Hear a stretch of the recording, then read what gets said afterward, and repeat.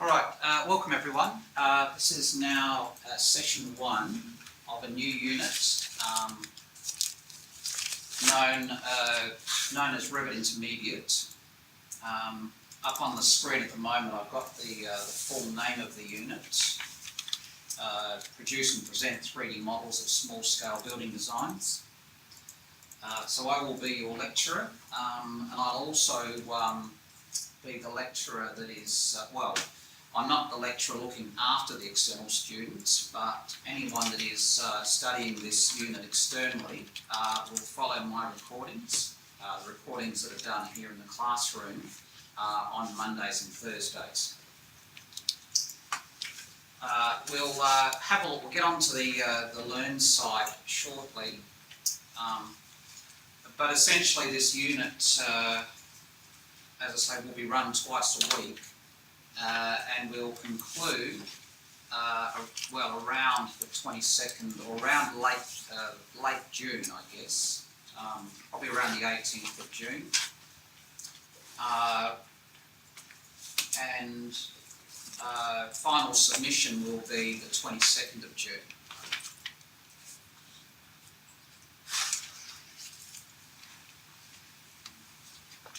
Now I'll just reduce that.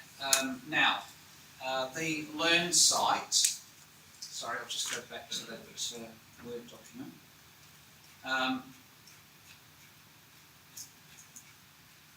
For the Learn site access, up on screen at the moment are the enrolment keys for classroom and external students. Now, if you are trying to find the actual subject, I suggest you do a search for the code up in the search courses area here.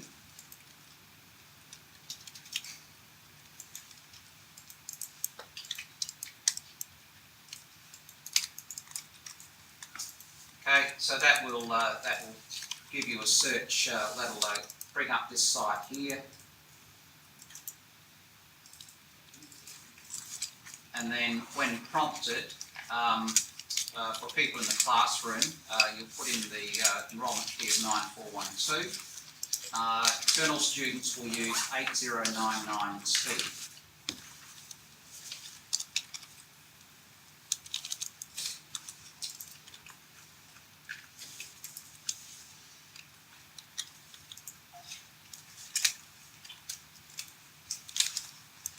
So this is the Learn site that supports this unit of competency.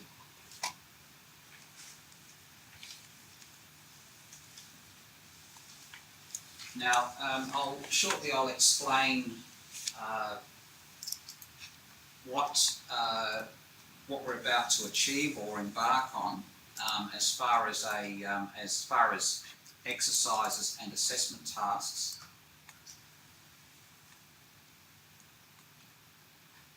Now note here I've got due dates, so due dates for people in the classroom and also external students that are now starting this unit are considered term students.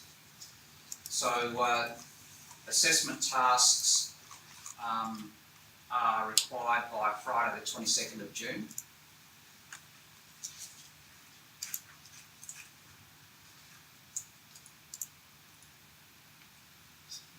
Just change. Alright, so that's what you're seeing at the moment. Now again, because you are obviously continuing students, you will have perhaps Revit installed at home, Revit 2018. External students should have the same. Now you've all successfully completed Revit Introduction. So to start this unit or undertake this unit, you need to have received a pass result in Revit Introduction, which for people in my class, that is everybody, so congratulations.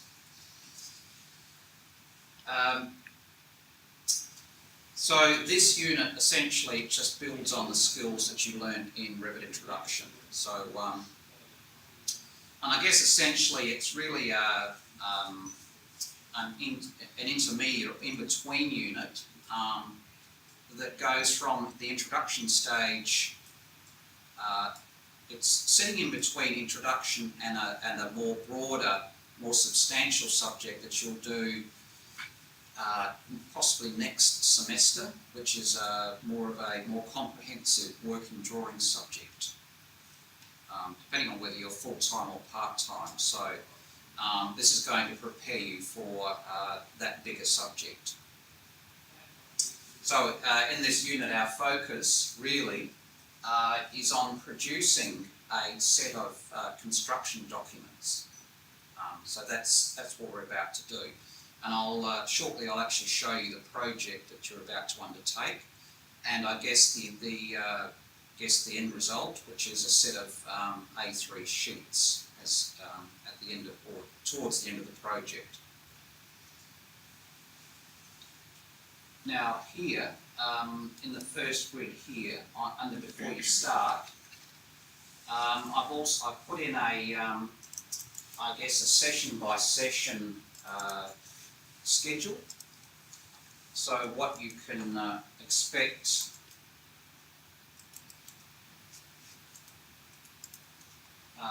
for each session, so based on 2 sessions per week. Now you'll notice that the assessment task comes in session 2, and it might even start today. Now the good news is that there's only one assessment task. Right. But it's quite substantial. And the thing is that we might actually make a start on it today. The assessment task really is something that we're going to do as a group in class. So it's basically designed to be achieved during class hours. Now again, for external students, I guess because we're doing 2 sessions a week, that equates to 6 hours a week of work.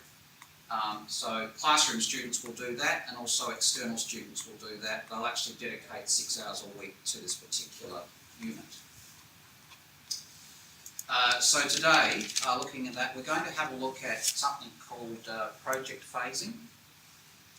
So we're going to just run through a little exercise which will introduce the concept of project phasing. And as I say, if we get through that relatively quickly, we'll then have a look at the assessment task itself, actually starting that task. So the assessment task, once it starts, we will work on the assessment task for every session after that, right to the end. All right. So, as I say, one assessment task, and if you have a look through session by session, you'll sort of get an idea of what we're going to cover, or what is involved with the assessment task itself.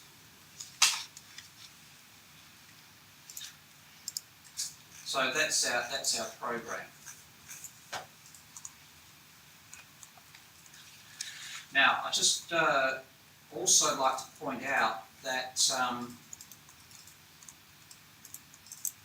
with the classroom recordings,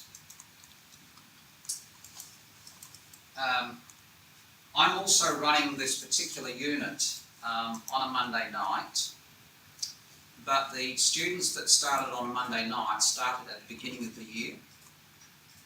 So as far as the recordings go, I've got the recordings divided up into semester students and term students. So please, for you guys, please ignore that one. Okay, so you're not semester, you're term. Now, once the recordings have been produced, you'll see them appear sequentially. Now, the thing is that, so the recordings that I'm doing for this class, the external students will use, and it's better if they stick to my recordings and I guess not have a look at my recordings from Monday night, or have a look at Jason's recordings. The thing is that we are doing the same project.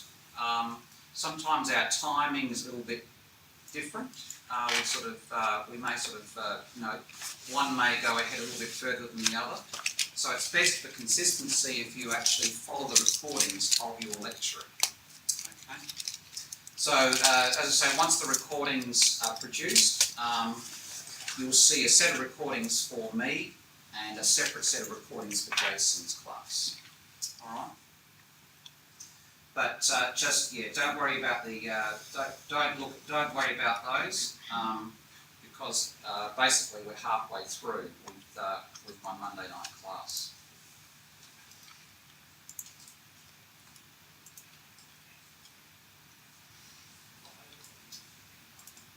Okay, we may refer to a book here as a learning resource. It's possible. Has anyone got this book or bought this book? Revit Architecture? Yeah. Is it good? Helping? Yes. Sorry? Yeah. Yeah, okay, very good. Yeah, like I said, this was the book that was recommended for Revit Introduction, and it's also good for this particular unit as well. Okay, because it does sort of go into more advanced topics, including documentation. So I guess we're not suggesting that you go out and buy it, but if you do have it, it's a good reference.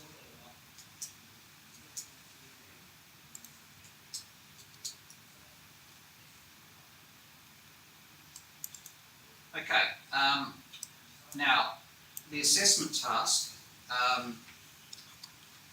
we won't have a look at that just yet, but what I will do is I'll actually open up a fully completed model and show you what you're about to, or not perhaps later today, but show you what you're about to do or undertake with the assessment task itself.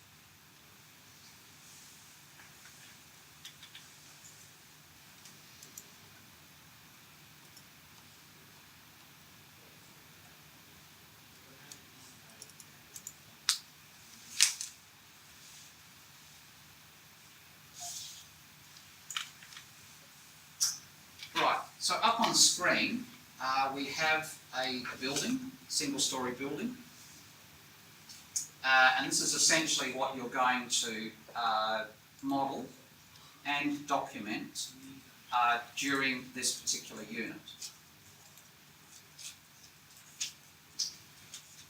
Now, the good thing is that you don't have to model the whole thing. Okay, part of it is actually going to be given to you.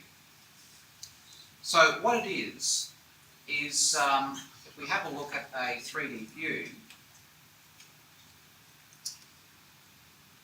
what it is the building over here is a pre-existing building. And the building and the pre-existing building, you don't have to create. It's given to you. What you're going to do is you're actually going to make some modifications to the existing building internally, and you're going to add this extension to it. Hence, it's a renovation and extension project. Okay. Exciting? Yeah. Now, the other nice thing about it is it's a real project. It was actually really done a few years ago. So I've actually got some site photos to show you a little bit later. So the existing building, for instance, might have been built back in the 70s, mid-70s. So the client perhaps has bought this older property, and they want to make some changes to it. They want to extend it. So that's what you're going to do, or what we're going to do.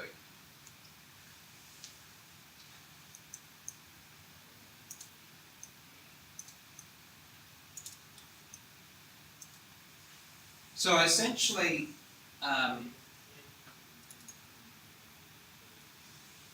you're going to, once we, I guess it's probably broken down into, well, it is broken down into two stages. The first stage really is actually making the changes internally to the existing building, and also then drawing up the extension.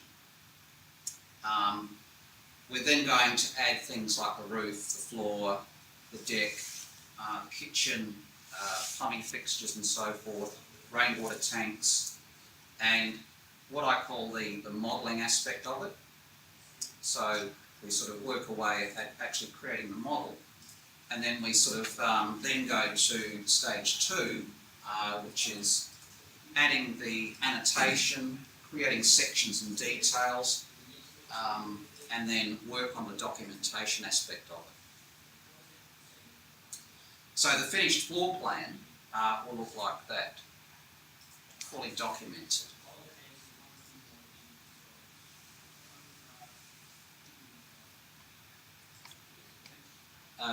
You'll produce or work on a series of elevations.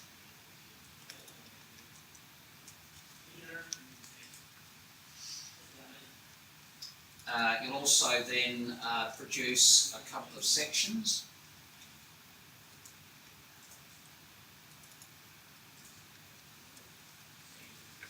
But by now you know that most of the sections, for instance, and the elevations are already produced. Okay, so it's not so scary. And it's just a case of, I guess enhancing the sections and elevations with detail items and components, and adding dimensions and notes.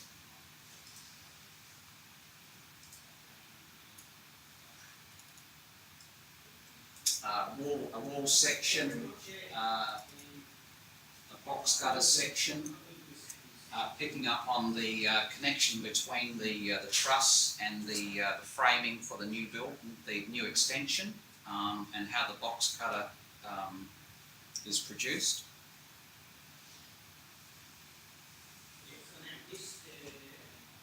And just producing things like a legend that we can include with the floor plan, so that's a separate view. And it's all quite clever the way that Revit does this. Some of it's a bit manual, but other aspects of it are automatic. Creating some general notation.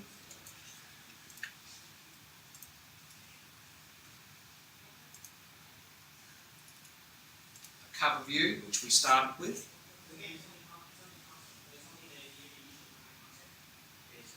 And where are we? A couple of site plan and a couple of other floor plans, I guess, to just to indicate sun positioning in relation to the building. So a couple of solar studies there, summer, winter, that type of thing.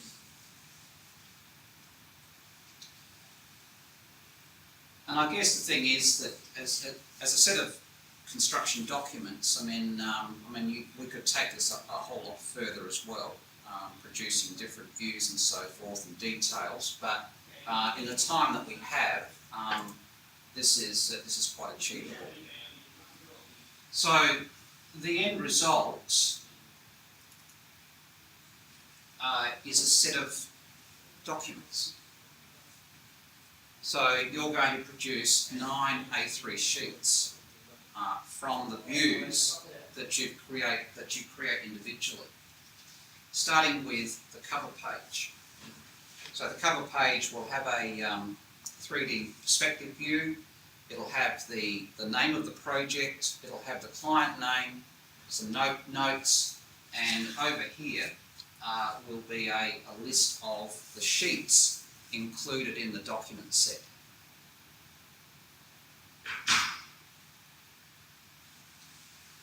So I'll just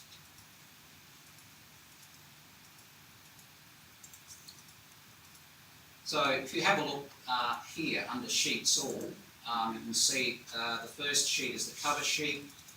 We then go to the site plan.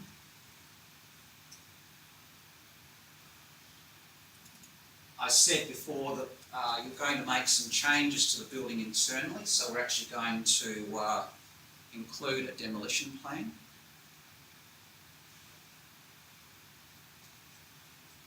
So that only the things that we want demolished will be. So it's quite clear on what changes need to be made internally. We then go to the finished floor plan, which I showed you earlier. So we've got the floor plan here, and we've got the legend over here. Elevations.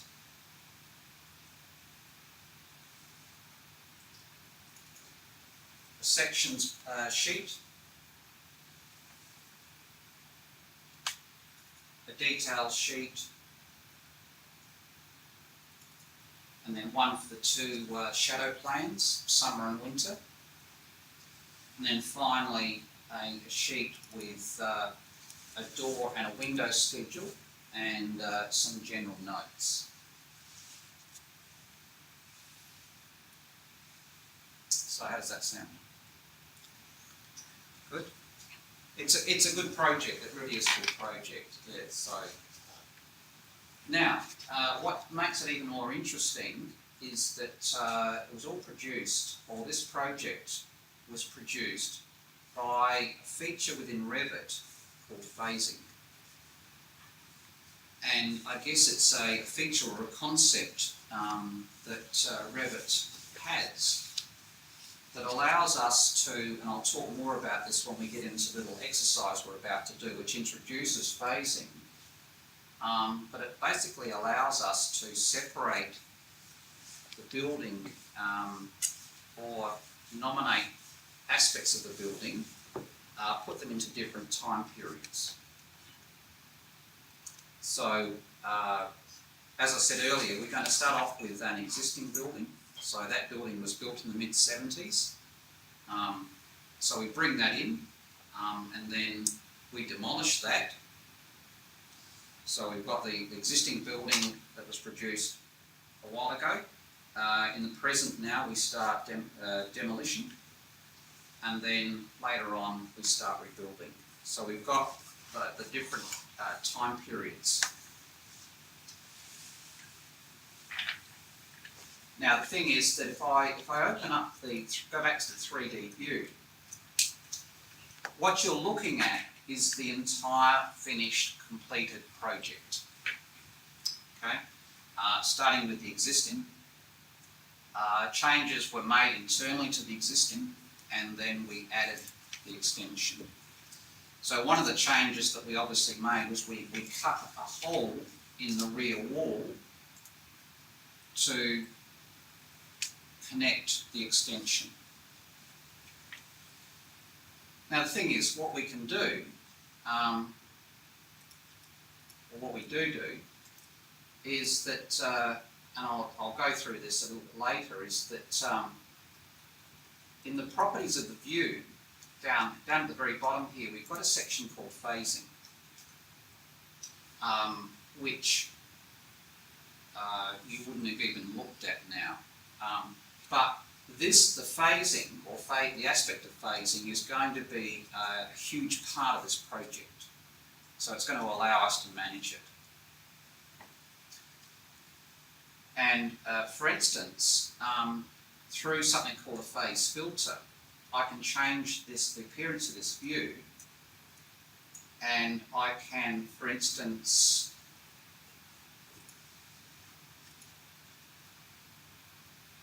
filter out the new construction and show you what the existing building looked like.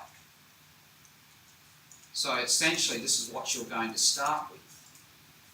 Now the only real change that's been made here is the fact that we've got a piece of roof missing. But in every other sense, this is the existing building. And you can see that that's the section of wall that is removed to connect the two parts.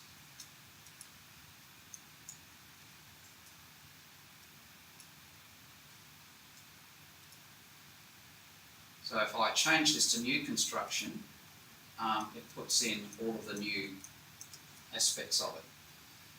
Now through, that's the phase. Now the phase filter will allow us to show things like previous and demolition. So you'll see that it changes the appearance of the building. Anything that is red dashed is the parts of the building that we're actually going to demolish. So we can denote those, or Revit does denote those, with a red colour and a dashed line type.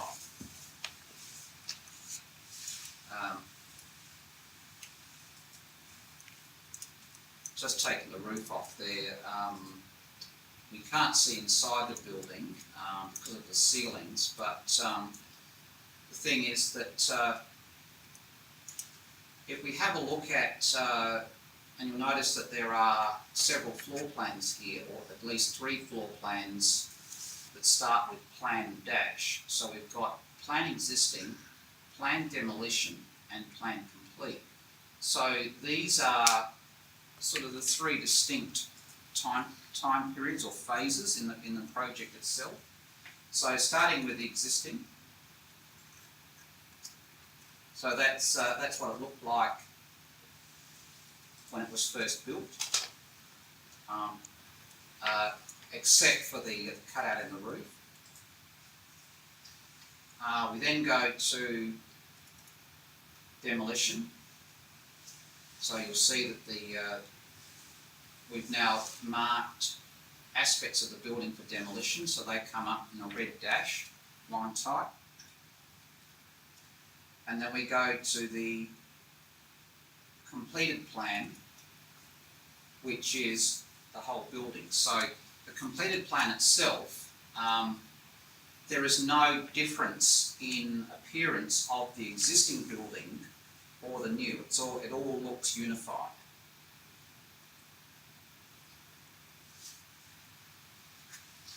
So it's through phasing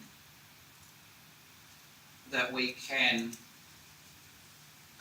control the appearance of our views. We can actually sort of show the building in its different time periods, appearance-wise.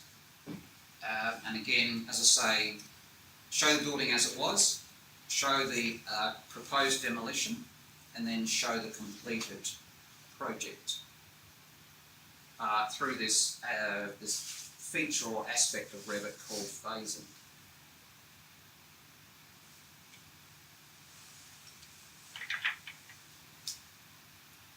So through the filter here, for instance, and there's quite a number of choices here.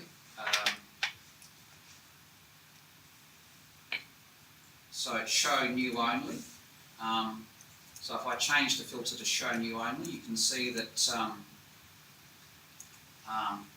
that's all the new construction.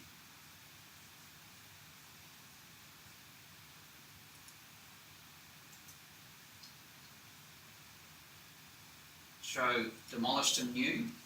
So that's showing you the new construction, plus it's overlaid with anything that was existing that was tagged for demolition. Okay, so through something called a phase and a phase filter, we can use that to manipulate our views to show exactly what we need to for this particular project.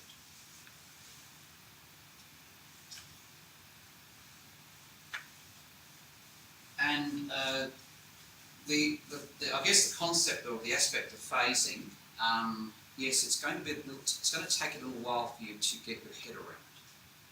Okay, the way it works, the way that we have to manage the project now. So the thing is that if you are doing this for yourself, if you at some stage in the future you actually take on a renovation and an extension project, then this is perfect. Okay, as a management system, once you understand how it works, it's just brilliant the way it handles the project.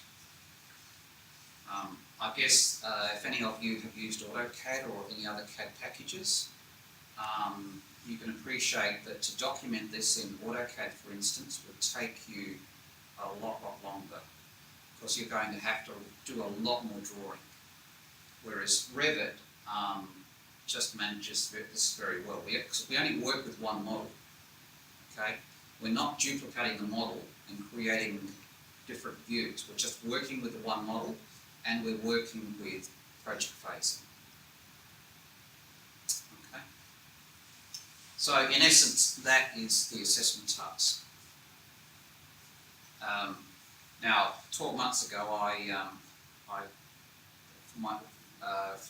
at my own property, I put up a sizable garage, and I had to actually remove an existing brick garage.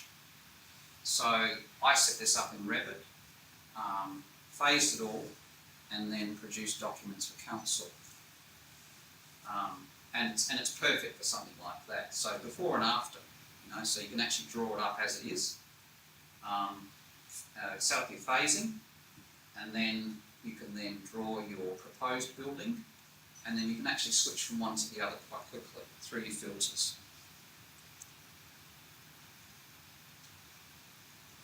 Okay, everyone excited? Good.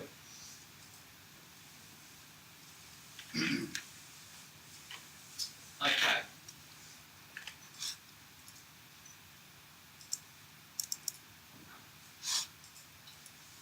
So essentially, at the end of this particular unit, you will have produced that model, you will have fully annotated it, and you'll then put together a series of sheets. Now, the good thing is that yes, I'm going to give you the existing building. There has been a fair bit of customisation done to the Revit file that I will give you in terms of fonts and so forth. So at the end of this process, once you've finished this particular project, you could quite conceivably use this project as a template for your next one. Okay, so because you're going to do a bit of customisation yourself, there is a lot of customisation inside the file. It's not a standard Revit file. You could use it for a future project.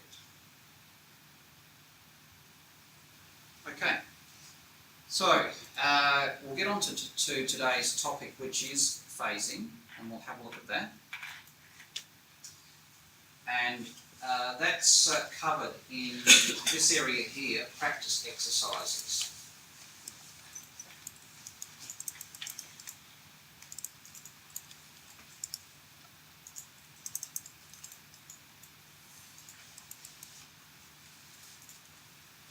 Now, before we start this exercise,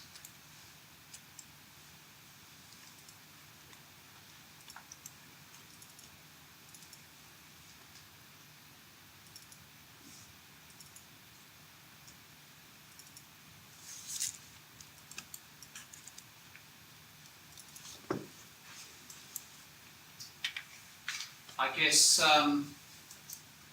just a quick overview of phasing and what phases are.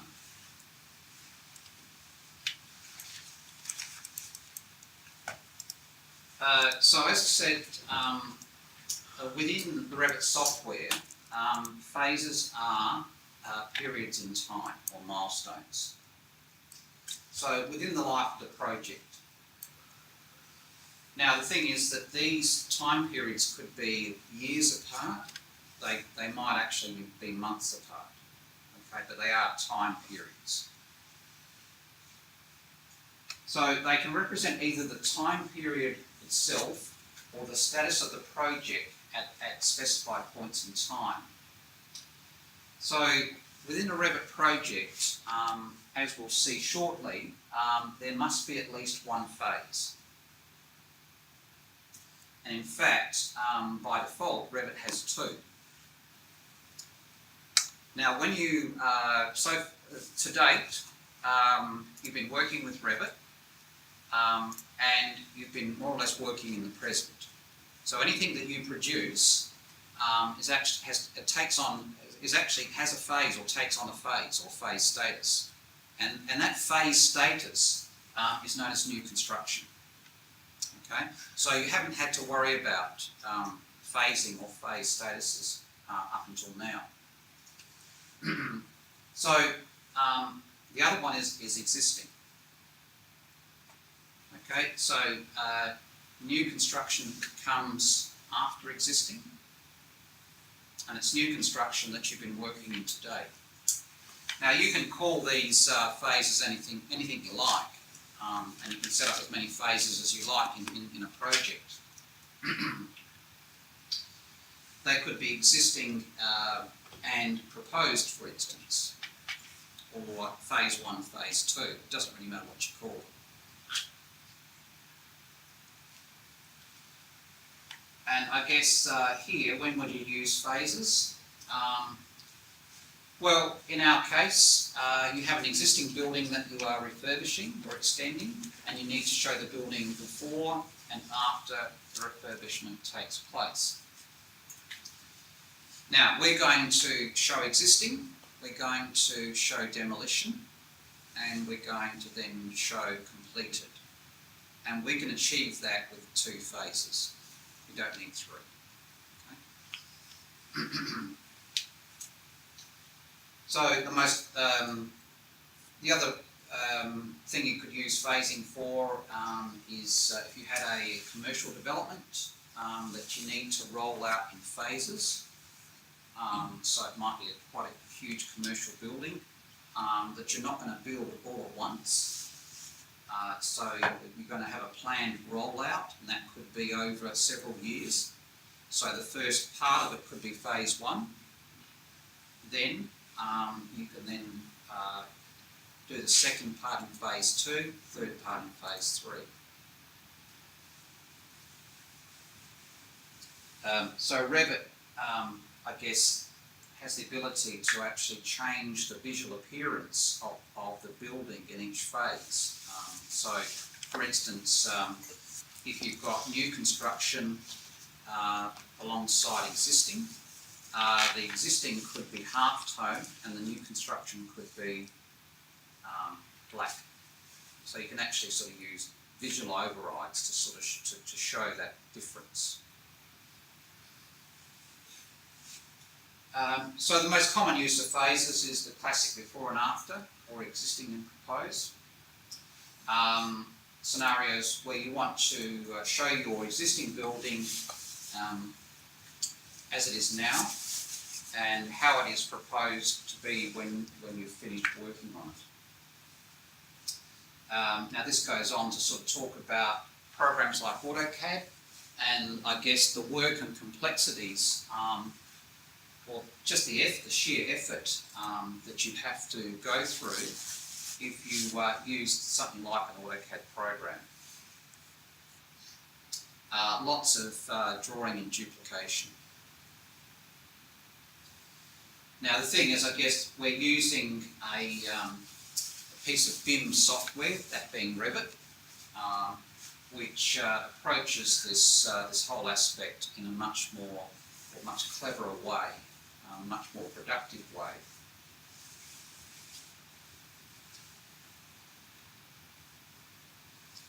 And I guess the thing is that, as you'll discover, virtually every part of Revit, not all parts of Revit, take on a phase and can be phased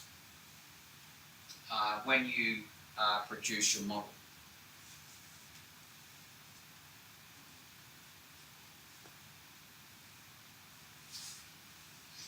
Which we'll actually see when we sort of have a look at doing this little exercise. So the minute you draw a wall, for instance, it takes on the phase of the view. So the thing is that once you've set your phasing up, once you've decided on your phasing,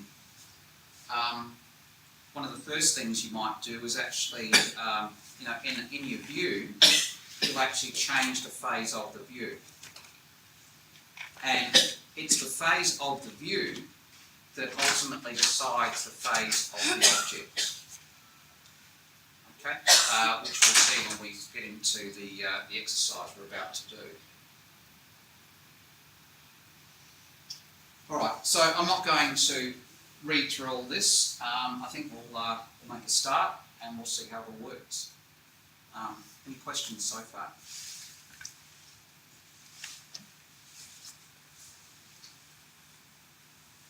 Okay.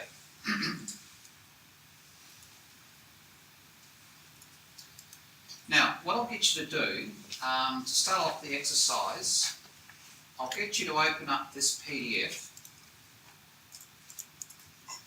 which is a very, very basic floor plan. Now, there's no roof and there's no floor, so we don't actually need a roof and a floor for this. We're going to keep it nice and simple. But what I'd like you to do is draw this up.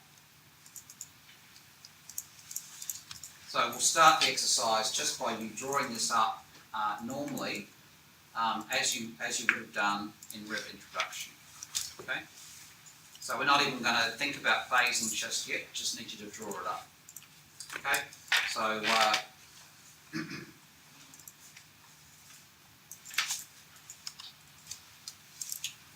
so just fire up Revit.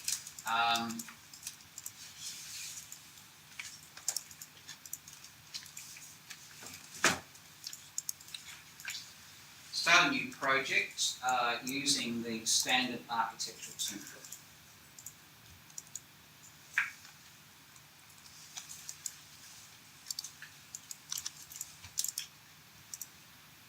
Now, before you go too much further, I'll just get you to save it as, you can call it project phasing exercise or phasing exercise, it doesn't really matter.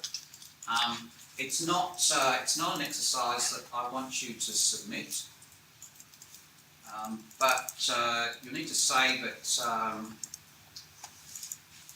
just save it to your local machine or to a USB, and keep saving it just in case you lose it.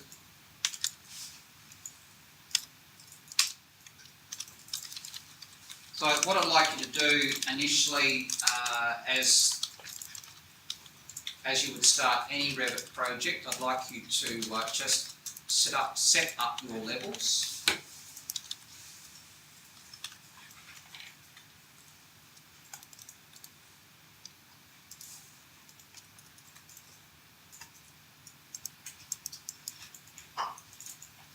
So the floor to ceiling is 2700.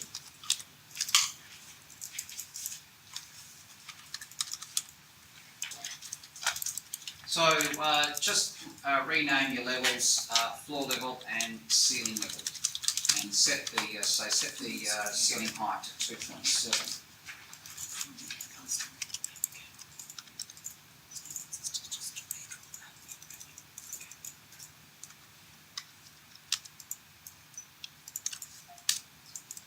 Yeah. So don't worry about the dimensions and notes.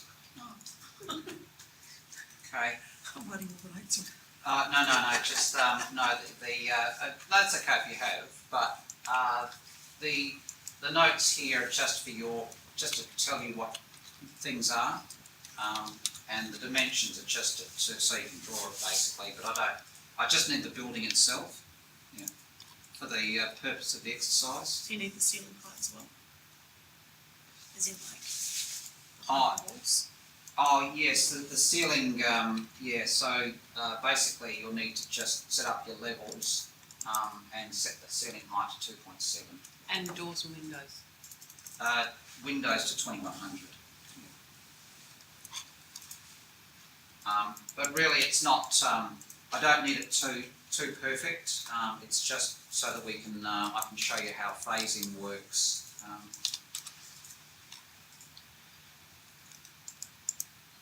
So it'll just end up with a very basic building that looks like that.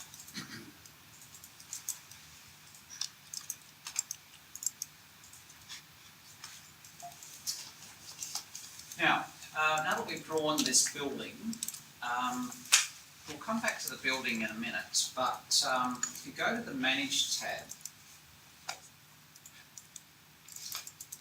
phasing within Revit is all controlled through this button here, or this dialog called Phases. So we'll just have a quick look at this one. So this is a dialog called Phasing.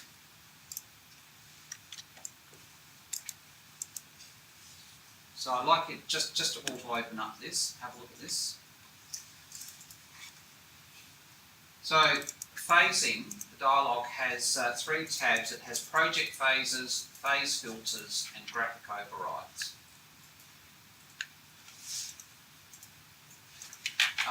I'm not going to go through all of this dialog just yet. I don't want to overwhelm you, but just notice that in this particular project there are 2 phases. Okay, at the top we have past, at the bottom we have future. So you'll see that we've got existing and new construction.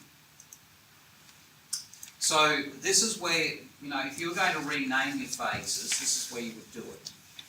And this is also where you create phases.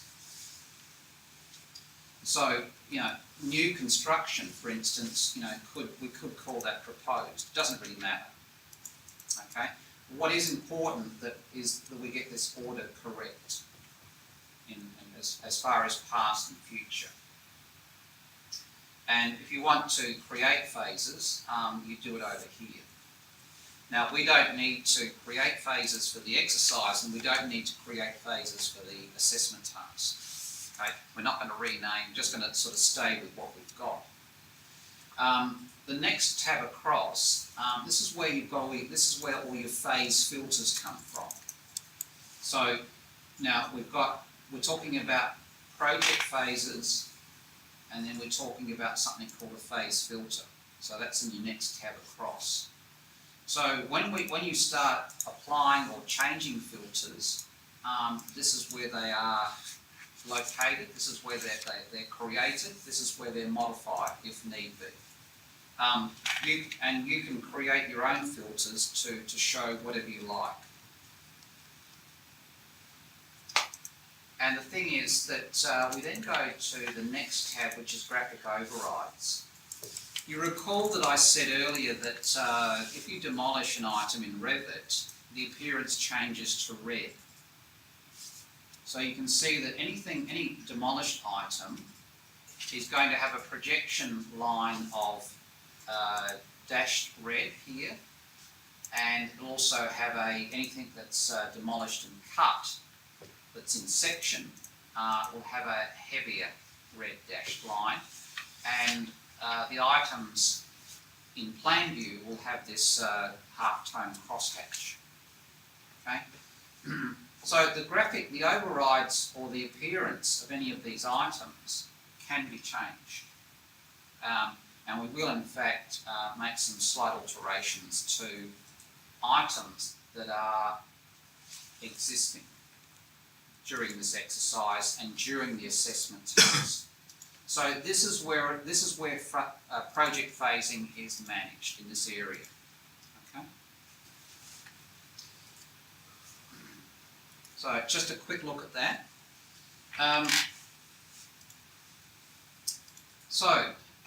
You started a new project. You've drawn up this little basic building, but you haven't considered phasing at all at this stage. So the question is, what phase are these objects in that you've just drawn? Existing. Are they existing or are they new? They're new. Okay. But the question is, why are they new? What controls their phase? Because we put it on our open plan or something. Well, we started a new project using the base architectural template, and we drew this building up in our floor level floor plan. And if we have a look at the properties of this floor plan, if we scroll down to the end under phasing, you'll see that the phase of the view is set to new construction. Okay, the phase of the view is set to new construction. So that's default. That's the default, yes, yeah. So, you know, if you're drawing up a new building, you'll never have to worry about changing this. So if it's a completely new build, you don't have to worry about phasing. It's only when you're working with an existing building and you're going to make changes or add to it that you need to think about time periods. Okay? So the phase of the view determines the phase of the objects, the building elements. Now, if you click on a wall, for instance, each building element in Revit has a phase allocated or phase created. So just have a look at that, confirm that.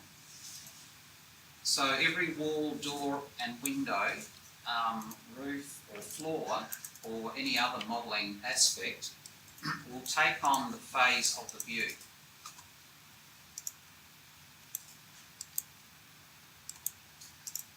So I guess that's one way that an object can actually take on a phase, just by the phase of the view. So the view itself has a phase set, and the object created in the view takes on that phase. Okay? And the thing is that, as a general rule, if the object's phase is the same as the view phase, then the object appears normally, i.e. there is no graphic override applied. The appearance of that object is not changed. Okay? So again, if the phase of the object, the phase created of the object is the same as the phase of the view, in this case new construction, then the object will look normal. Okay? So just bear that in mind. Now, for our little exercise here, and for our assessment task, we are going to consider this building as the existing. However, we've drawn it up in a new construction phase. So, how do we send it back in time? Which is what we need to do. How would we send it back in time? Go to your Manage tab and go to Phasing. Change it on the properties to existing. We don't do it. We don't do it in the phasing dialogue. No, that sets up our phasing. Yep. Do we just highlight the entire project and change it in the property stuff? Yes, that's how we do it. Yes. So we've got to essentially bearing in mind that this particular building, although it was built in the past, was at one stage new construction. Okay. Now it's just now that we're actually making changes to it and adding to it. I guess determines or distinguishes the fact that it's now an existing building and we're going to add new construction to it. So yes, when you're quite right, we have to select the entire building and change the properties of what? The phase. We have to change the properties of the building elements to send it back in time. So if the current phase created is new construction, how then do we what do we change it to send it back in time? Existing. So if I select this wall and I change the phase created to existing,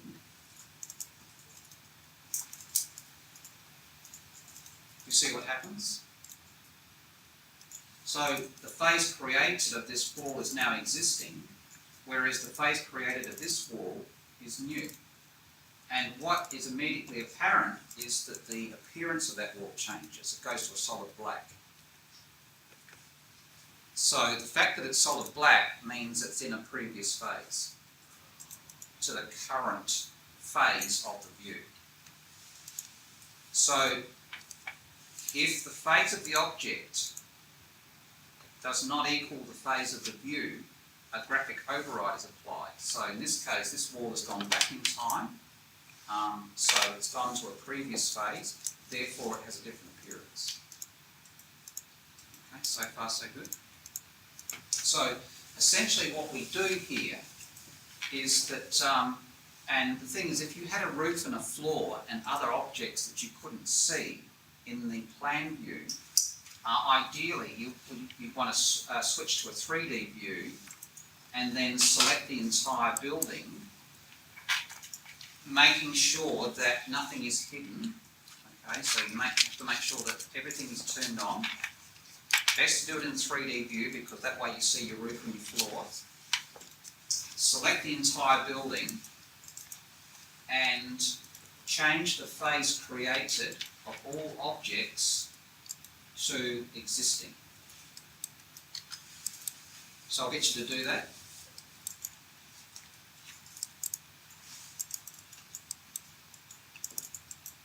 Now I'll deselect that.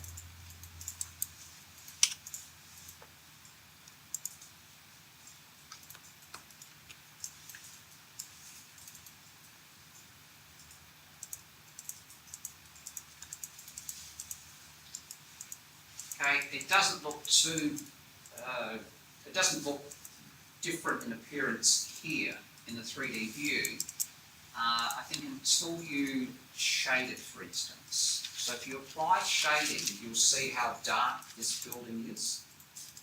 And certainly if you go back to your floor plan view, then you'll see that all of the walls now are solid black.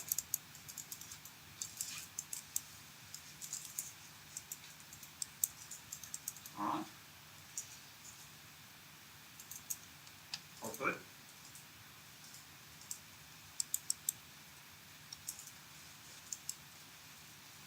So from here, what we do, so this is step one, so we send the building back in time.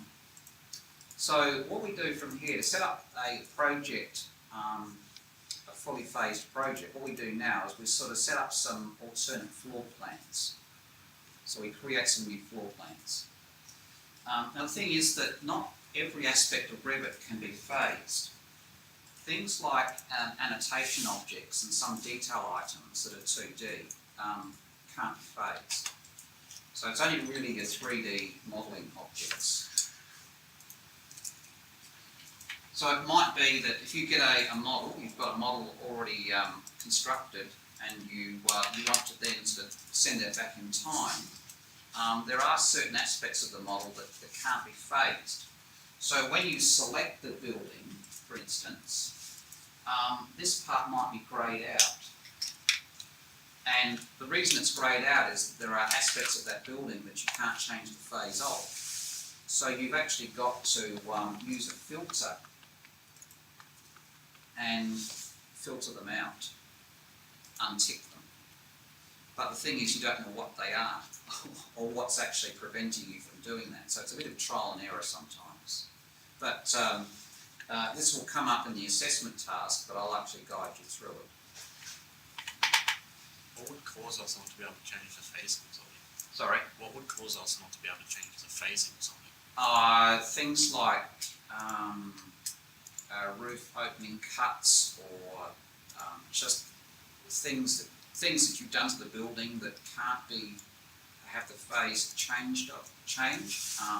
Things like beam systems, cuts in roofs, things like that just can't be changed. So you've got to actually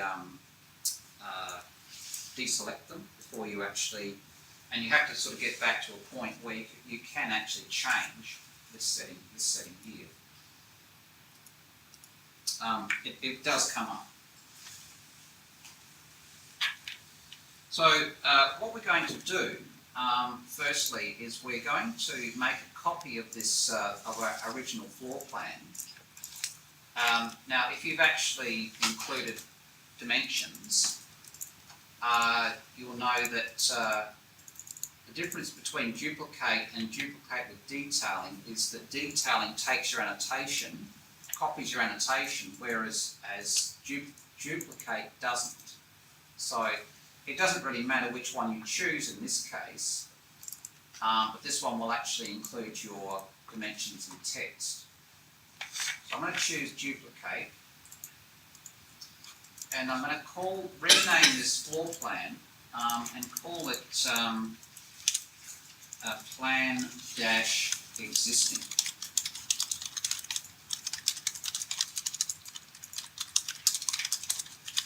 Okay, so a new floor plan called plan-existing.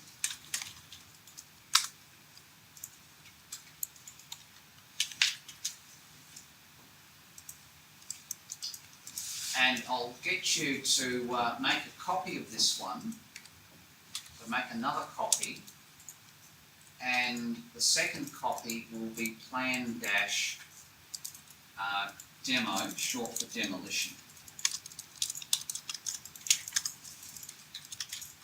Okay, so plan-existing and plan-demo.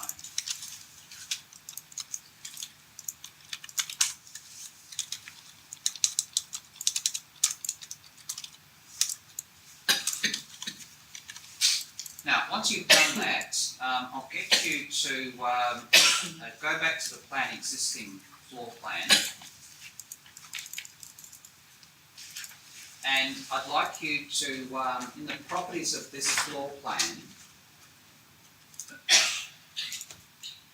okay, go down to the phasing area. This is plan-existing. Go down to the phasing area and change the phase. Now, this is the phase of the view to existing.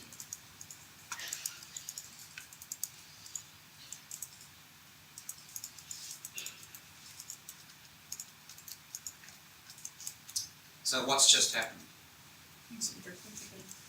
Yeah, it looks normal again. Okay. So, and that this comes back to what I said earlier. If the phase of the view equals the phase created of the building object, then everything looks normal. Okay? So essentially in this view, this plan-existing view, we're going back to the time when it was built, when it was brand new. Okay, so this is showing the building when it was first built. Alright. So the override comes off. But if we go back to the demolition plan, it's still overridden. Okay. So at this point, we'll actually stop for a break.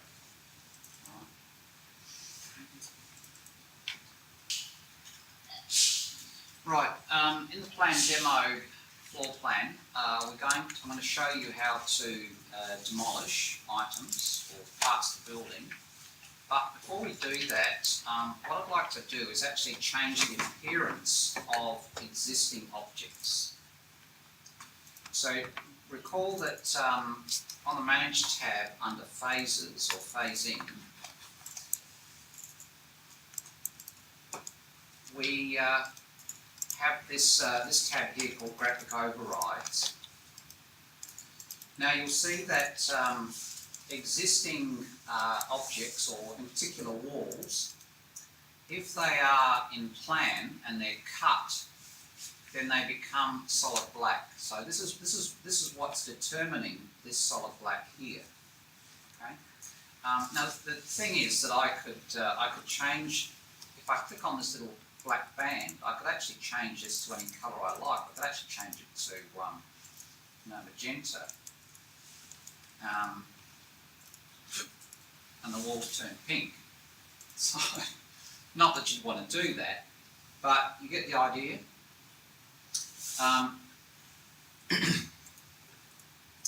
So, if I change that back to black, what I will do with this, and what I'll get you to do, is to actually untick the visible option here. See that says pattern overrides, visible. If you untick the visible option there and click OK and apply, then it looks semi-normal.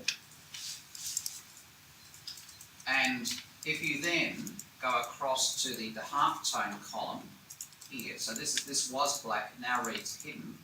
Go across to the halftone column and put a tick there and apply, then the walls become unfilled and halftone, which is what I'd like you to do. Okay.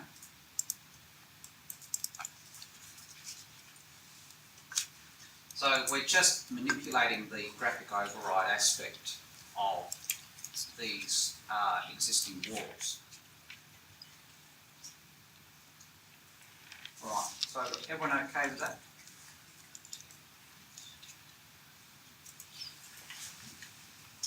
So having done that, we can now have a look at how we actually demolish objects in this view.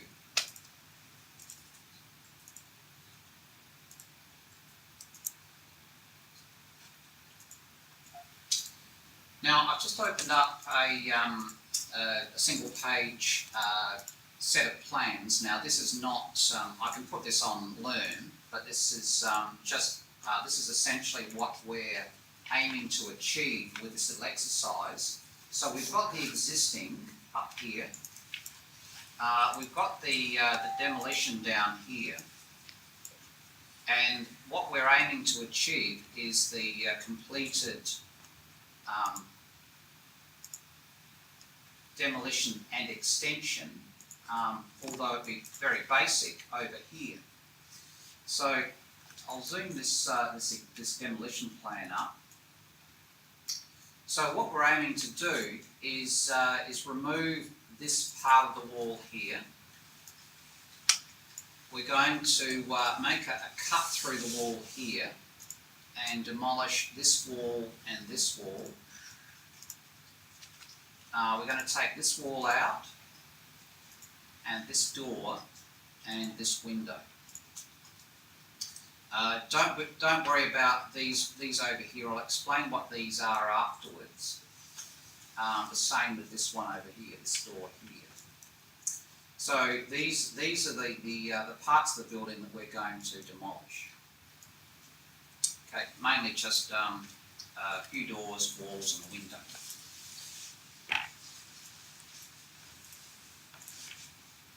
So the thing is that perhaps we'll start with this split through here. So the thing is, if you're going to remove part of a wall like this, you need to break the wall first. So the tool that we're ultimately going to be using is one of the split tools. Now, I'm proposing or suggesting that we use a tool called Split with Gap, and I'll explain why in a minute. But before we do this, we need to establish that exact cutting point or split point. It has to be exact. And the only way that we can really do that is to actually add a red dashed reference plane through that wall. Now, I don't know, have we covered reference planes with my group? Has Jason covered them with his students? Probably not. Yeah, I think we touched on them. So what I'm talking about is reference planes. They appear as red dashed lines in a plan view or an elevation, but they are I guess a tool that we can use to add dimensions to set up. They're really just an aspect of Revit that we can use to set up certain scenarios, and in this case establish a point of splitting. So let's have a look at doing that. So what we're going to do, we're going to split this wall, and we're going to add what's known as a reference plane. So back on the Architecture tab, we're going to go to Work Plane and Reference Plane.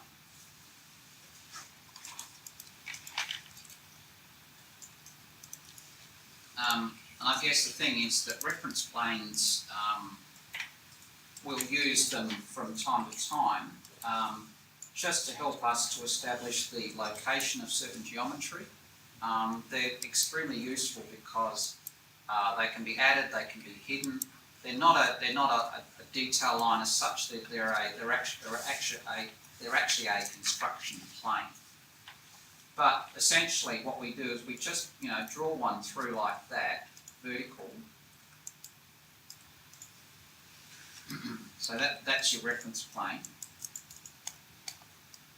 And then to that, we then add a dimension, so an align dimension. So up here on the quick access toolbar, or annotate align, and just take a dimension from that reference plane to this side of the wall.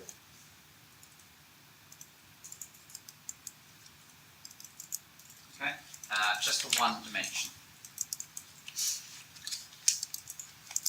Now the dimension is used to locate that reference plane exactly. Okay, so going back to my plan here, we need to locate the reference plane exactly 3 metres from the edge of this wall. So how do we do that? We select the reference plane, which allows us to adjust, change the dimension parameter.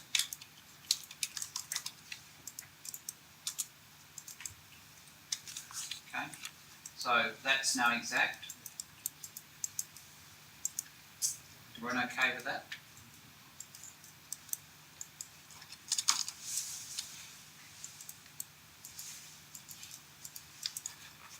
We then go back to the modified tab here, and as I said earlier, we're not going to use the split element this time. We're going to use the what's known as split with gap.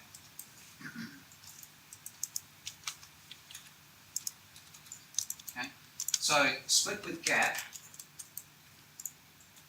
places, and we'll actually we won't worry about doing it right on the reference plane. We'll just sort of bring it back here, and we'll place what we call a split with gap.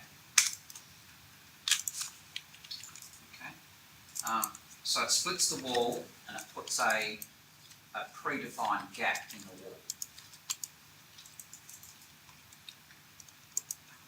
Okay, just escape a couple of times there, just to clear that. Anyone having difficulty with that? Now, if I move in and if I select that wall again, you'll notice that. See, can you see the little symbol there? Little outline. Okay. Now, if you mouse over it, it will say allow join.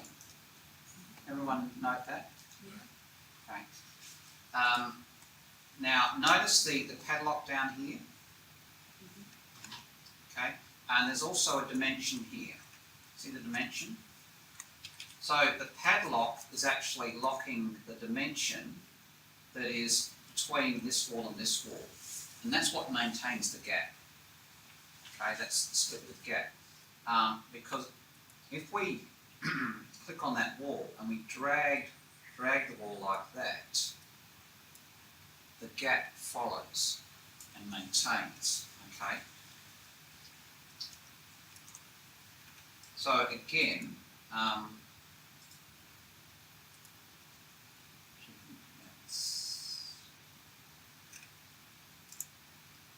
so that's got the little symbol there. And that little symbol basically prevents the wall from joining with another wall. So when two walls come up against each other, we can actually stop them from joining by changing and it's done through the bubble here. So if you right click on the bubble, you'll see allow join, and if it's allowed, the two walls join.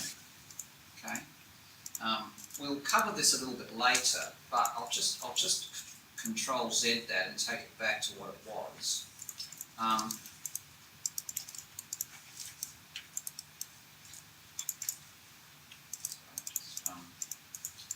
Put that back in again. Okay. I think just at this stage, you'll notice that both wall ends have this little outline here, which means that the little symbol just means that the end of the wall is prevented. The wall is prevented from joining other walls. Okay. We'll cover this much later.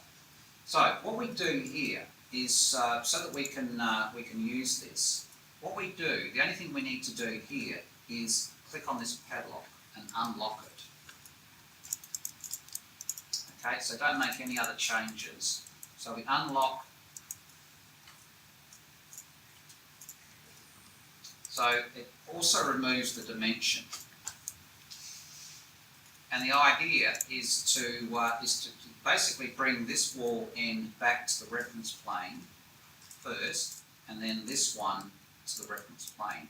So the way I do it is to use the Align tool.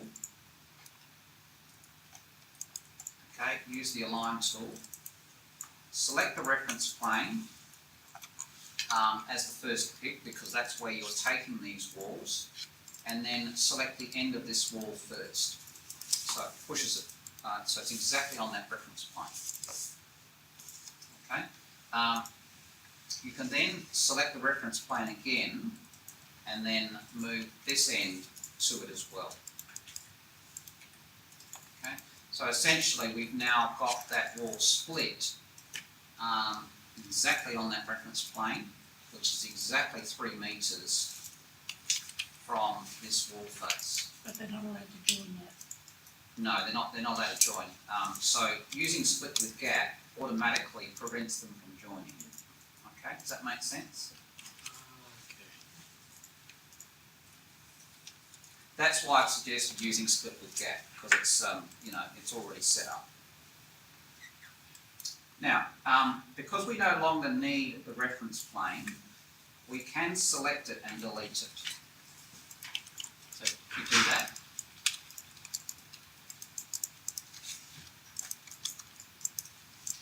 Now, what I'd like you to do, so that's sorted that one out.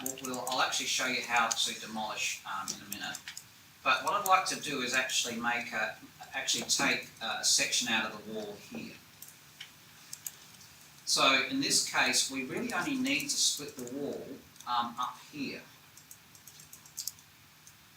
Okay, but we don't need to worry. We don't have to split it down here because it will actually happen normally. But up here, we've got to put a split through here. Now we don't need a reference plane for this one, because the wall split is going to line up with this edge here.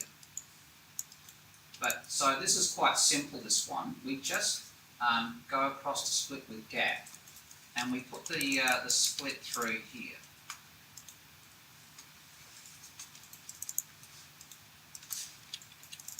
Okay, just put the split through there.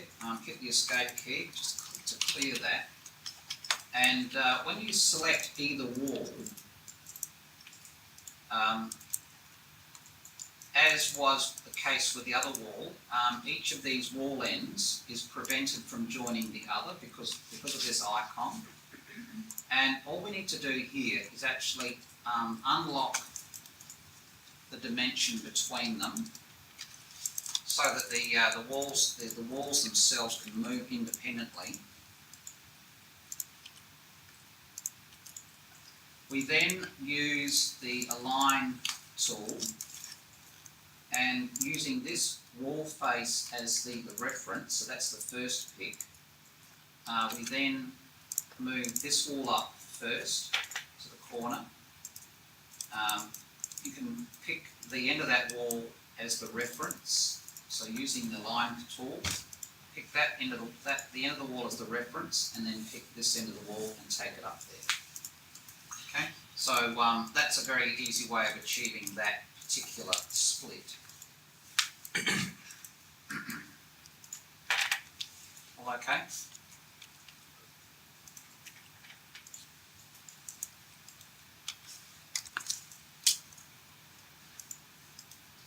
So we now have a separate piece of wall.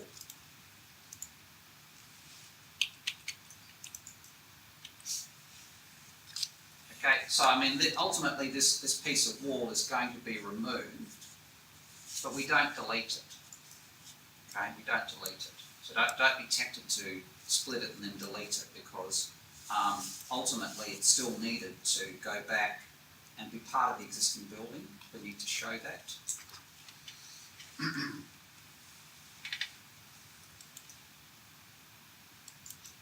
So, just going back to my floor plan, so that's the wall we've just split. We've split this one. So I'm now going to show you how you actually demolish objects.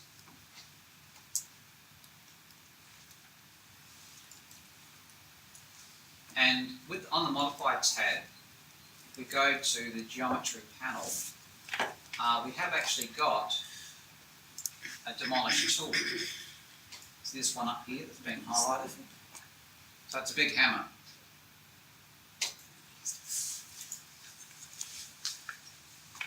And it's just simply a case of selecting that tool and clicking on the parts that you want to demolish. Okay, so in this case, this wall here, we want to take that wall. Now the thing is that when I click this wall here, notice that the door automatically is included in the demolition. Okay, so the thing is that you wouldn't take a wall out and leave the door standing there, would you? Or it wouldn't stand there. So the software is smart enough to know that once that wall is taken out, the door goes with it. Okay, so you don't have to select the door separately.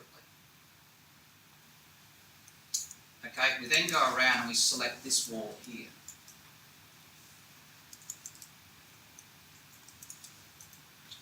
We're going to take this wall out and this door.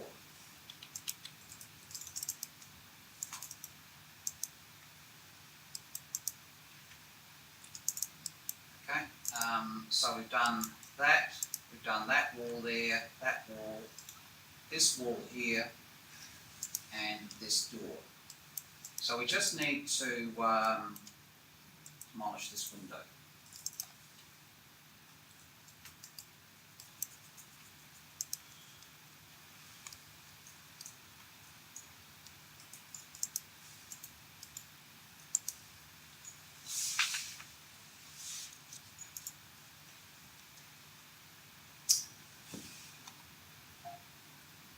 Now, some of you in the class have had a situation where you've had this wall coming down here. Okay. Now, that will depend on, I guess, how you actually drew these walls, in what order. And it can be fixed by a tool called wall joints up here, next to the demolish tool. So I'll just get out of the demolish tool and I'll select wall joins.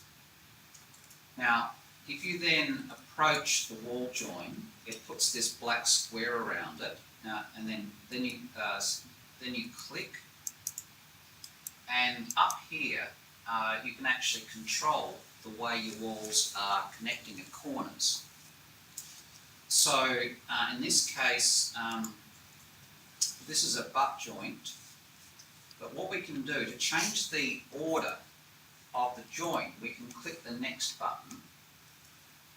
See how it switches the order from one to the other?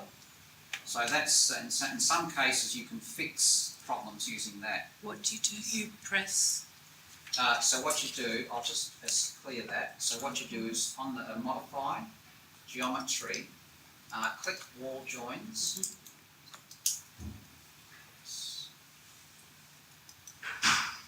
And then go over to the join itself and then click. Now that's moving by itself. Cursor.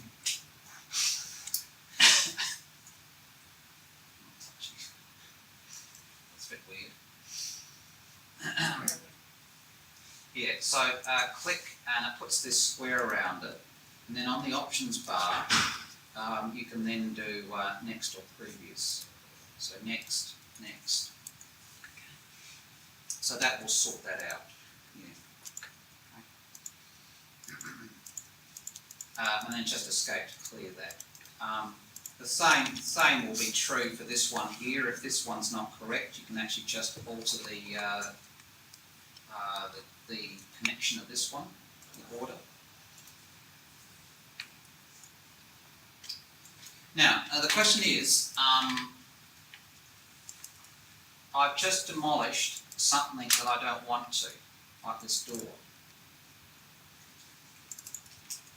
How do I get it back? And I guess at this point, it's useful to know what conditions cause an object to be or show demolition.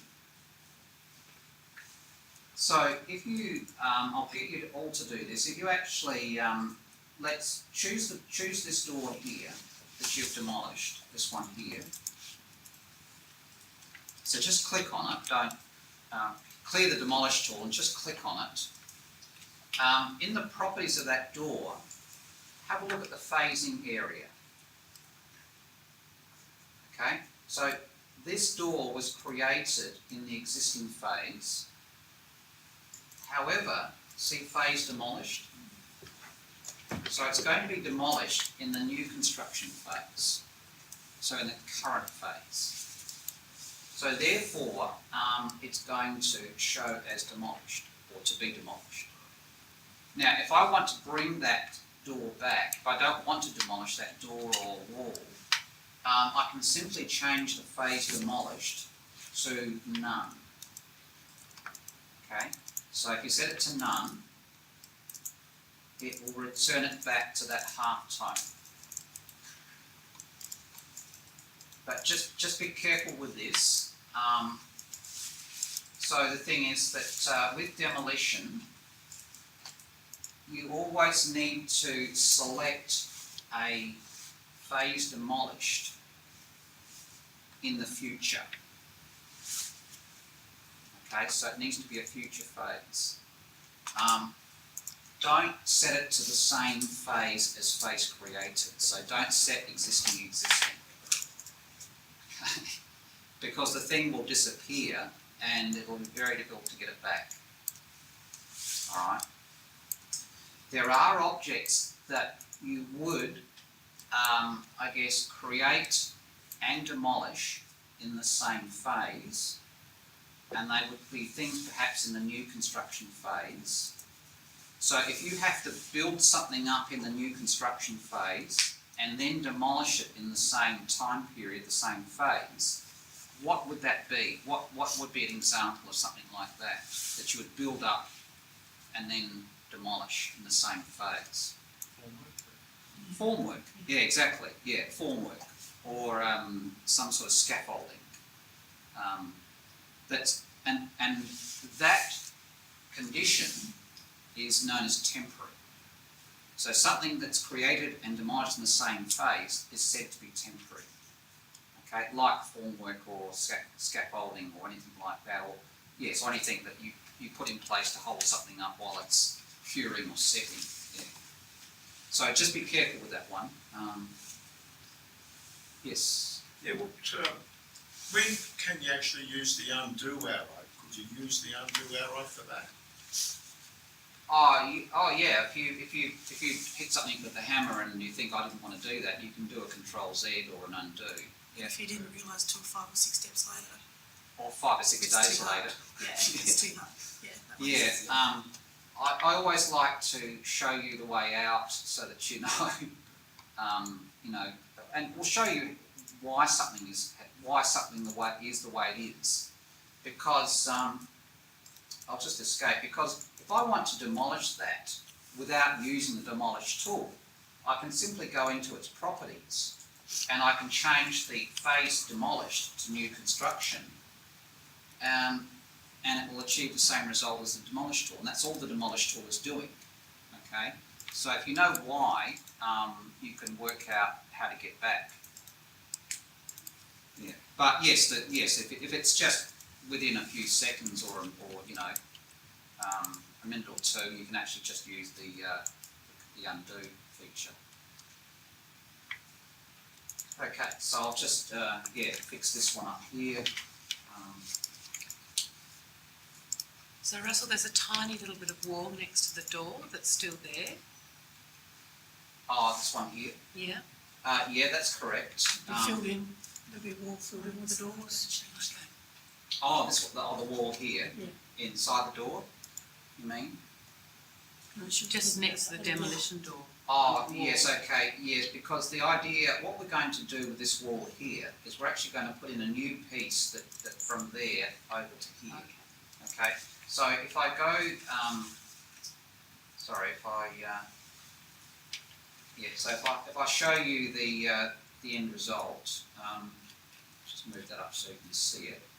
Yeah.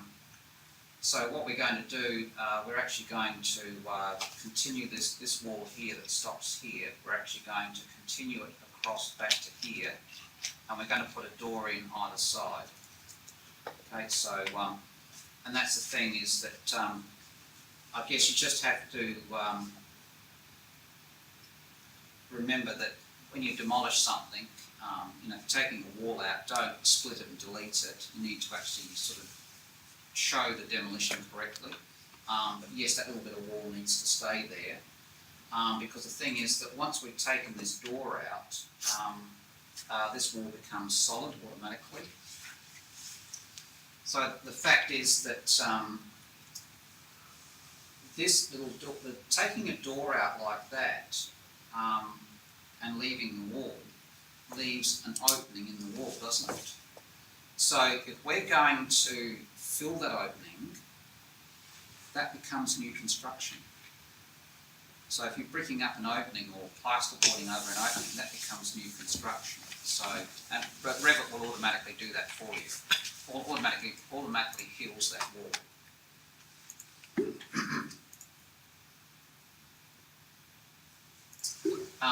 But the thing is that you'll notice that we've got these black lines running through this door. Now, to show this correctly, what we need to do is we need to, so back to the properties of the view, we need to just change the phase filter. Okay, so under phasing, I'll get you to change the phase filter and change it to show previous and demo. So we just want to filter out everything else except the previous or the existing building elements and anything that we're proposing or planning to demolish. And that way it just tidies up the view so it displays correctly within doors and windows.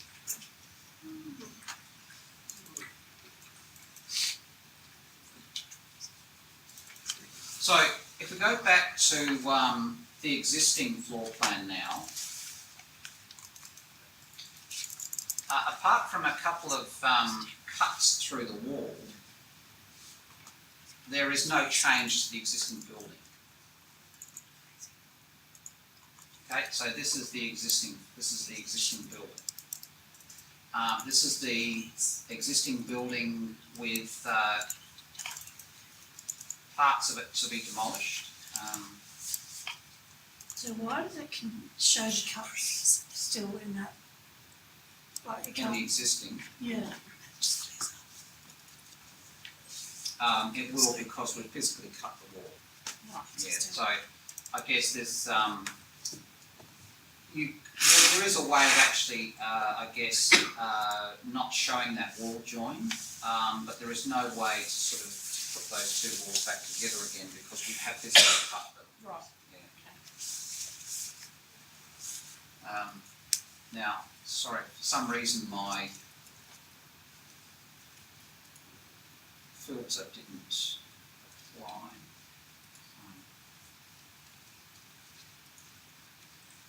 Better.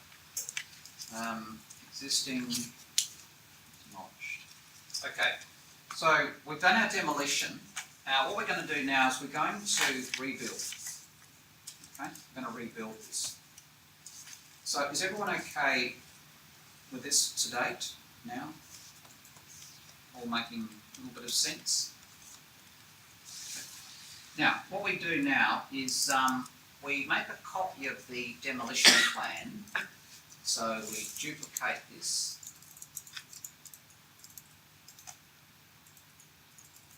And this last floor plan becomes our final, or our completed plan.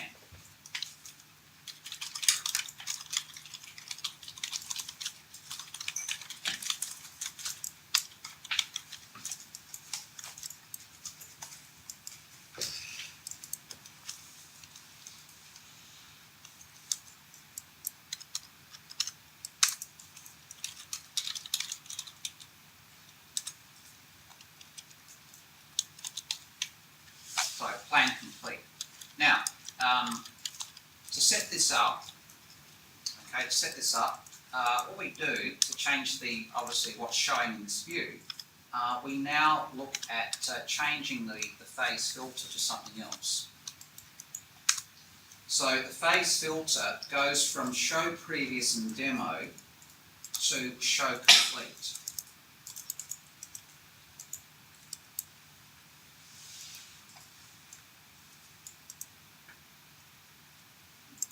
So essentially what it does is that it removes the override for existing building components and it turns off and, well, it removes all of the demolished items. So in this phase, we then start adding our walls, doors and windows.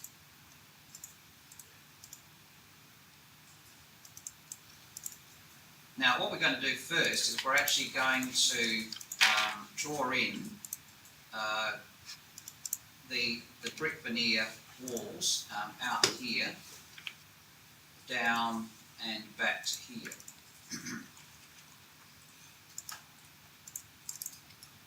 Okay, so we're going to continue this wall out, down and back. So this being brick veneer 250. So the length from here, again, just draw them in. Don't worry about the length of this wall just yet. Just draw them in, and then we'll sort out this 3.8 or 3800 dimension.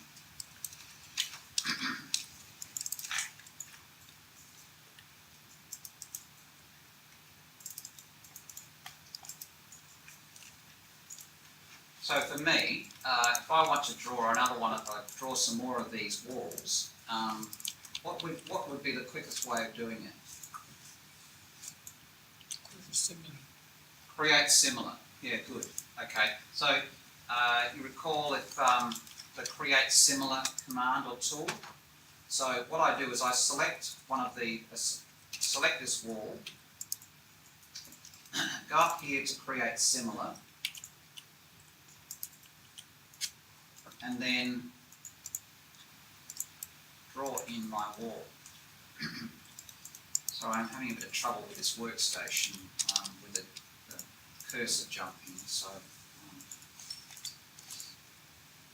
create similar. And I don't know what's happening there, but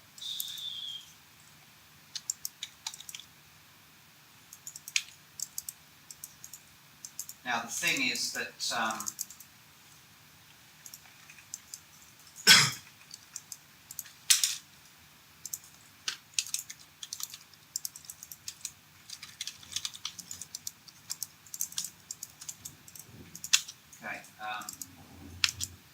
So at least get the walls in place. You can always use your align tool.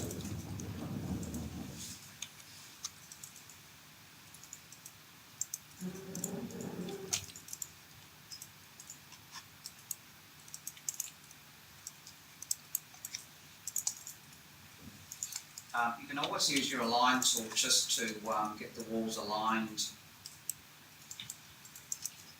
without spending too much effort initially.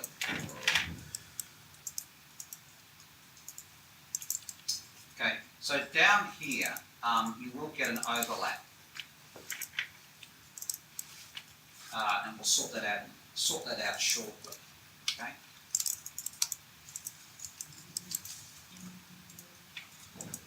So I'm just going to put a dimension from here to here. Select that wall and then just change that to 3800.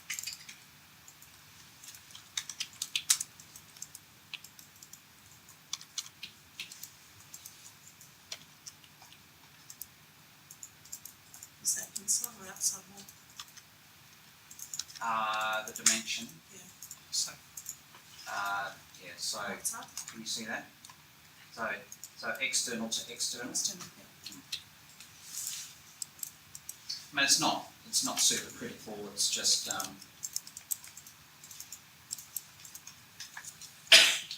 so what I'll get you to do is so if you can then draw in. Now the thing is, with this wall here, this new wall here.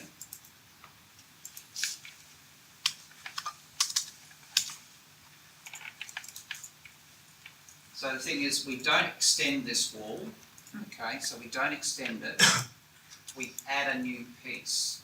So again, however you do it, so this is a stud timber 90, so you actually have to connect to the end of it and then draw a new piece in, okay? But remember, this is the existing wall. This is a new wall.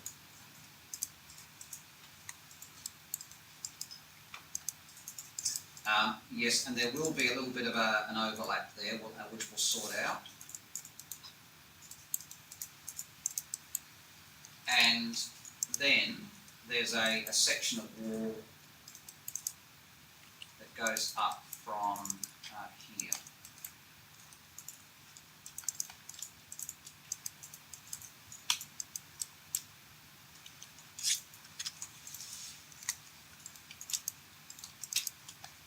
So internally, that one measures 4400.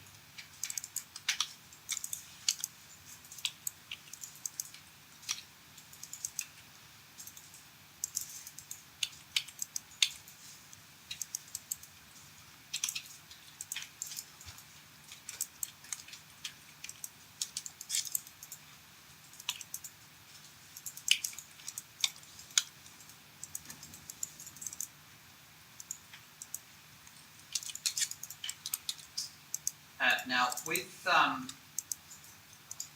this overlapping wall, now if this happens to you, what you need to do is select the new wall. So just click on the new wall and locate the drag bubble here, and then right-click on it. And here, choose Disallow Join. So this is getting back to the split with gap that we used earlier, and what it does, it puts the little symbol there, which we know if that symbol is present, it means that this wall here will be prevented from joining this wall here, which is what we have to do basically to sort this out. And then what we do is select the wall and then using the drag bubble, just bring this wall back if you can to here.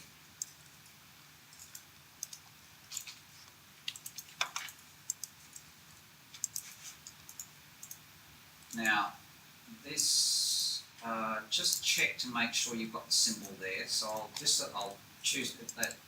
I'll disallow that. I know I've already done it, but it's just just reversed itself.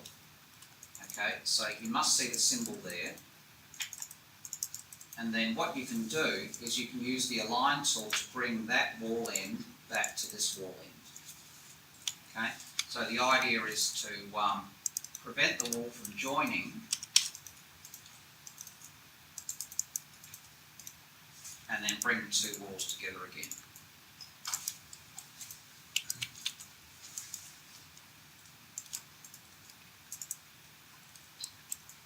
Okay, so that's now sorted that out.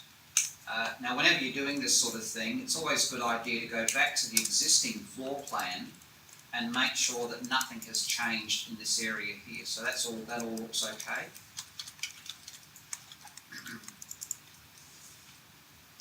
Back to the plan complete. And you'll need to basically do the same with the wall join down here. Okay, this one here. So see where I am here. So again, it might be that you actually maybe pull this wall back first. Okay, so pull it back first, far enough so it won't automatically join. And then right mouse click on the bubble here and choose disallow join. And then use the align tool to bring this wall back so that they butt.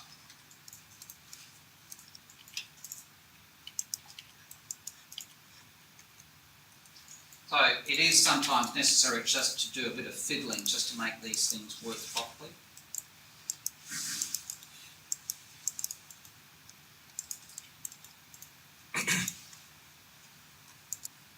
Now, when you've done that, when you've fixed up these two joins, there is another tool up here called join or join geometry. So this one here.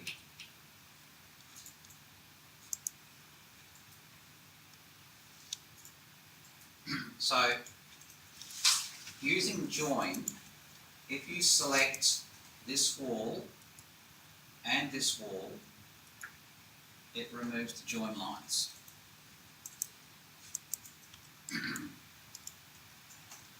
Okay, and while we're in the tool, select the wall, and then those two walls appear to be seamless.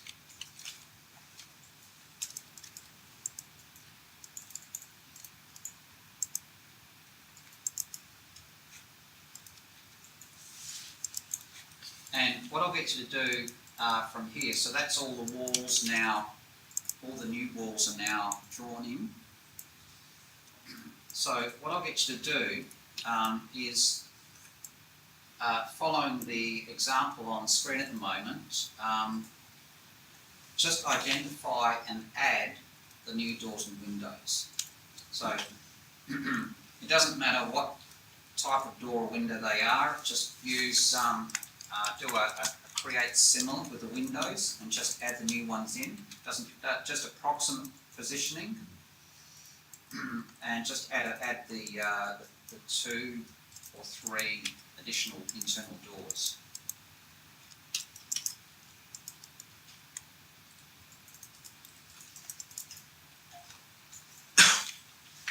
So we've now added those part walls in. We've done a little bit of an extension here. We've added some new doors and windows, and now this becomes our completed build. So if we go back to the demolition plan, that's now changed slightly, in that we've got these windows here,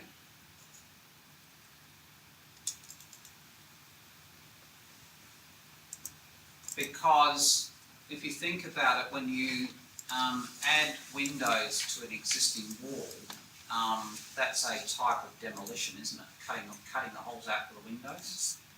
So that's why these openings appear as demolished. Clever, isn't it? Okay. So that's our demolition plan, and then we come back to our existing. So if everything is done correctly, as I say, apart from a couple of wall splits, the existing should be unchanged, or is unchanged, okay? So that's the objective, okay? So just bear in mind that the existing, if done correctly, there should be no change to the existing building. Alright, so in essence, that is project phasing. Okay? And the thing is that you can phase pretty well any view. You'll notice with your elevations, if you open up, say, the north elevation, you'll see that there's a lot happening in the north elevation. You've got some walls are half tone, others are full, and you've got this window opening here. This is showing demolished. But ultimately, with your elevations, you want to show them as completed, in the completed phase. So, for instance, in each of your elevations, you would change the phase filter to show complete. Okay, so ultimately in your elevations, you change the filter to show complete.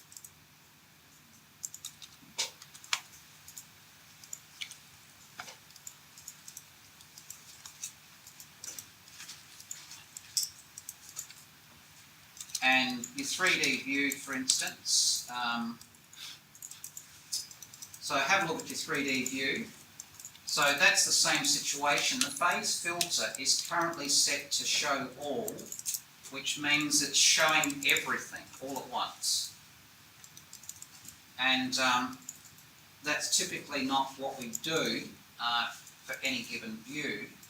We'll actually decide what we want to see based on the filter that we choose. So in our 3D view, if we wanted to show the previous phase, that's it, albeit with bits missing. Show previous and new. Show new only.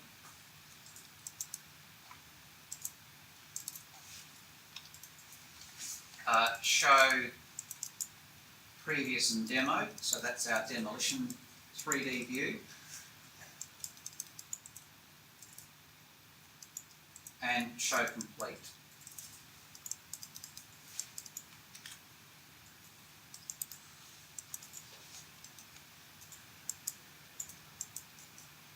So with show complete, that's the completed build, and there's no difference between existing and new construction. It's all unified.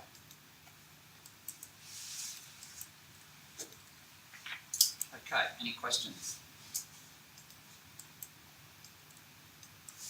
So that concludes the practice exercise. It includes our discussion on phasing, and it's also very close to the end of the session. So in our next session, I will introduce, well, I've already spoken about the assessment task. We will begin the assessment task, which essentially starts off exactly the same way, goes through the same principles as this exercise in terms of its setup. Okay. All right, so thanks everyone. That's session 1. So we'll see you Thursday for session 2. Now, there's, as I say, there's no need to save this one unless you want to. You can save it and keep it. If you want to, you know. I guess the thing is with this exercise, this has been relatively simple, but have a think about, you know, if you had a roof on this building and you had to extend the roof, and you had to obviously have the roof in 2 parts, existing and new construction, and the integration. So think about the complexities there. So yeah. So, but it, you know, it's all interesting. It all works. It's just knowing how to achieve it.